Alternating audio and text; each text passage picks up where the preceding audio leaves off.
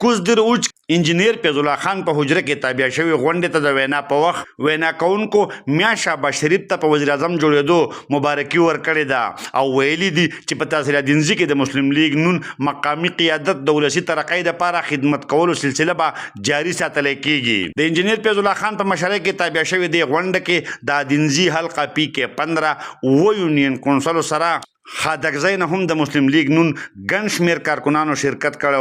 غونډې ته د وینا په وخت انجینیر فیض الله خان مسلم لیگ نون خیبر پختونخوا نائب صدر بیرسټر عطاالله خان دینزی حلقه پی کې 15 مسلم لیگ نون پخوانی امیدوار بیرسټر زید الله خان پلکناز خان سردار علي خان سید کبیر باچا او نورو پروګرام ته په ګڼ شمېر کې پراتګ او اتمې پروري کمپاین چلولو کې په منظم انداز شکریا ادا کړه او ویل چې دغه کمپاین په نتیجه کې په تیر الیکشن کې د ګټل نه علاوه نور ټولو پاټو خپل ووټ کم کړی دی خو مسلم لیگ نون سیوا کړی دی په کمې چې دی فخر کوي. انجینیر فیض الله خان بیرسټر عطاالله خان دینزی او بیرسټر زید الله خان کارکنانو ته یقین ورکړی دی چې دی به د وړاندې نه زیات د ولسي خدمت سلسله جاري ساتي او کچېرې امیر مقام خان ته وزارت میلاو شو نو د ملکنډ ډیویژن په شمول دینزی به هم ترقي وکړي. بیرسټر عطاالله خان د دینزي د ترقۍ د مشترکه کوښښونو کولو لپاره د اي پي سي تجویز هم ورکړی دی. د انجینیر فیض الله خان بیرسټر عطاالله خان دینزی او بیرسټر زید الله خان وینا وه. نو مشران له ورکول غواړم چې زمونږ په مرکز کې میا محمد شهباز شریف زمونږ وزیر اعظم جوړ شو په دې باندې هغه ته مبارکي ورکوم. زمونږ انشاءالله انجینیر امیر مقام صاحب ته به ډېر ښه وزارت ملاویږي هغه ته ستاسو د ټول د طرف نه مبارکي درکوم او د پاکستان مسلم لیگ د طرف نه د خپلو منظرو له مبارکي ورکوم چې څنګه موږ وې هغه شانو شوه په مرکز کې ستاسو خدمت جوړ دی. زموږ خواهش دا و چې مرکز سره به هم په صوبه کې حکومت جوړ شي انشاءالله موږ به دې خلکو ته وښیو چې ترقي څه ته وایي خوشحالي څه ته وایي. زیاته مینه کړې ده دې ملګرو ډېر زیات محنت کړی دی. څو ملګري دا ګیله کوي چې موږ دومره ډېر کارونه وکړه موږ ته د هغې په بدل کې هغه شان ووټ میلاو نه شو. نو زه هغوی له دا تسلي ورکوم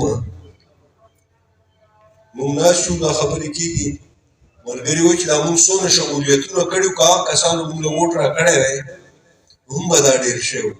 موږ سر چا شمولیت کړی دی هغه ووټ نه یې راکړی. زه دغې ملګری نه یم. زه دا وایم موږ سره کومو خلکو وعدې کړي دي موږ چا خپل ځای ته بللي یو موږ سره چا شمولیت کړی دی هغه مشرانو موږ له بلکل ووټ راکړی دی. خو دا هوا دا یو ماحول داسې جوړ و چې چا خپل کشر نه دی کنټرول کړی. په کور کې که دوه مشران وو هغه دواړو ستا سره واده کړی تا له ووټ درکړی دی خو په کور کې که لس کشران یا زنانه وي زه نه پوهېږم چې په دې زنانو څه چل شوی و هغوی ووټ نه یې درکړی. مشر چې کوم واده کړی وه ته یې کوم غوښتی هغه د خپلې وعدې پاس کړی دی هغه تا له ووټ درکړی دی کشر نه دی قانون شوی دی. نو دا هم د مشر کمزوري ده چې ته د کور یو مشر یې او ته خپل لاول د ټولو ملګرو له مبارکي ورکوم. په دې الیکشن کې زمونږ ملګرو او زمونږ قیادت خپل بهترین صلاحیتونه وښول.